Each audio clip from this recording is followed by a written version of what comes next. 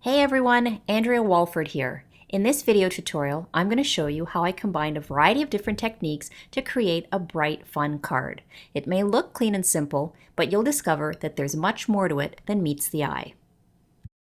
So I'm going to be designing my card on a 4 by 5¼ inch piece of Whisper White cardstock and then matting it onto a side folding 4¼ by 5½ inch card, which I created out of Stampin' Up's Whisper White thick cardstock. The stamp sets I'll be using for this card are Swirly Bird and Tin of Cards, along with the Swirly Scribbles Thinlits, which coordinate with the Swirly Bird stamp set. Now from the Thinlits set, I'm going to be using the 3 swirl dies, the small, the medium, and the large.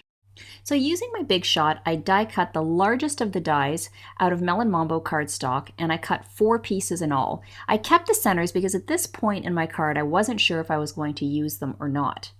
I then die cut the medium die out of pumpkin pie cardstock and the smallest die out of crushed curry cardstock.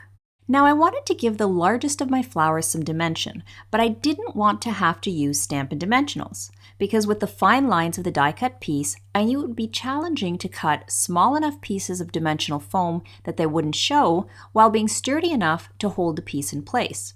So that's why I decided to create a faux chipboard piece. So for this, I took the 4 Melon Mambo die-cut scribbles and layered them one on top of the other using Tombow Mono multi-liquid glue. Now as you can see from the side view, it's about the same thickness as a chipboard piece would be. For my sentiment, which is also going to be my flower center, I took a scrap piece of Whisper White cardstock and stamped the largest of the swirl images from the Swirly Bird set onto it in pink Pirouette Classic ink. Now as you can see here, I'm working on top of the Stampin' Pierce mat. That's just to help me get a good clear impression of my image.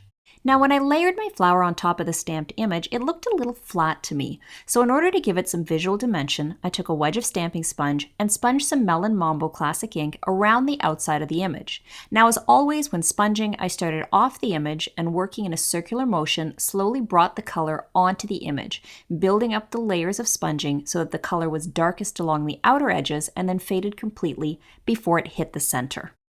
To give my card an extra little touch of elegance, I decided to heat emboss my sentiment.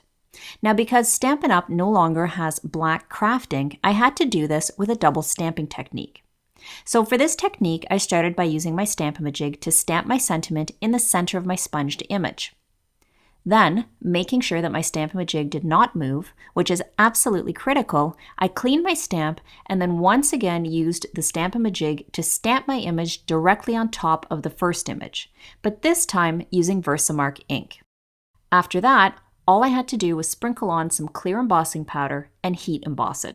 Once my image was heat embossed, I centered my largest scribble die over top of it and die cut it using my Big Shot. I then took my die cut piece and just fit it into the center of my chipboard flower. And I didn't have to glue it down or anything at this point, I simply was able to press it in place. From there I started arranging my remaining 2 flowers just to kind of figure out how I wanted them placed on my card front. After I settled on a placement that I was happy with, I carefully moved my panel onto my Stampin' Pierce mat. Then, using the placement of my flowers as a bit of a visual reference, I stamped the corresponding swirl images, the smallest solid image in crushed curry ink and the medium-sized one in pumpkin pie ink. I then stamped the leaf base 5 times in Old Olive ink onto a scrap of Whisper White cardstock. Then I took the leaf vein image, which coordinated with that, and stamped it directly over top of each leaf base, once again using Old Olive Classic ink.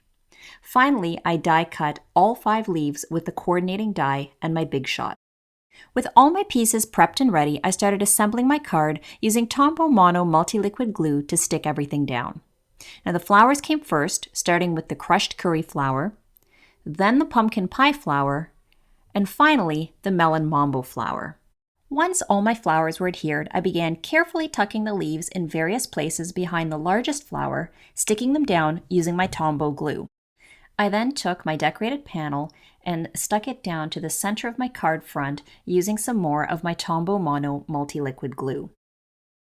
My final step was to bling it up a little using the 3 different sizes of rhinestones from my basic rhinestone jewels. There you have it. I hope you enjoyed this tutorial and I'll be back stamping with you again soon.